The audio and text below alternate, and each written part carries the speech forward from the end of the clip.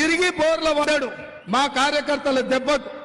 ఇవాళ బీజేపీ వాళ్ళు అనుకుంటారు ఈడీ, ఇన్కమ్ ట్యాక్స్, సిబిఐతో పాటు ఇవాళ కాంగ్రెస్ నిలువరించాలి, రేవంత్ రెడ్డిని భయపెట్టాలంటే ఢిల్లీ నుంచి పోలీసులను పంపించాలని. అందుకే నేను ఇవాళ సూటిగా భారతీయ జనతా పార్టీ నాయకులకు నేను సవాలు విసురుతున్నా. చూసుకుందాం బిడ్డ, మీ గుజరాత్ పెద్దనమా, మా తెలంగాణ పౌరుషమా? ఈ తెలంగాణ పౌరుషం ఎవరి ముందు తల వంచదు. నిజాంల నుంచి, రజాకర్ల నుంచి పొలిమేర్లు దాటే వరకు దిగంతాలకు తరిమి నవాబుల లాగుల్లో తొండలిడిసి కొట్టి ఈ ప్రాంతాన్ని విముక్తి చేపించినాం. ఉమ్మడి రాష్ట్రంలో సమైక్య పాలనలో పౌరుషంతో పోరాడి తెలంగాణ రాష్ట్రాన్ని తెచ్చుకున్న రాష్ట్రానికి పీడగా చీడగా పట్టిన చంద్రశేఖర్ రావును మనము వదిలించుకున్నాం.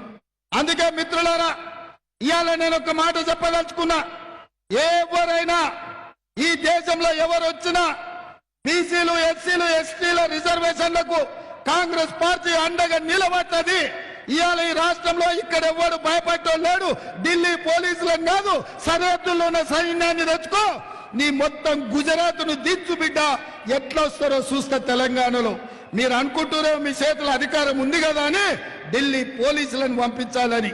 అందుకే ఇవాళ దేశంలో జరుగుతున్న పరిణామాలను చూసి మా సిపిఎం సోదరులు కోదండరామ్ గారు కూడా మనకు అండగా నిలబడ్డారు. అందుకే రేపు జరగబోయే ఎన్నికలు మనకు ఫైనల్స్. ఈ ఫైనల్స్ లో మనం గెలవాలి, మనం నిలవాలి, మనం రాహుల్ గాంధీని ప్రధానమంత్రిని చెయ్యాలి. ఇవాళ చంద్రశేఖర్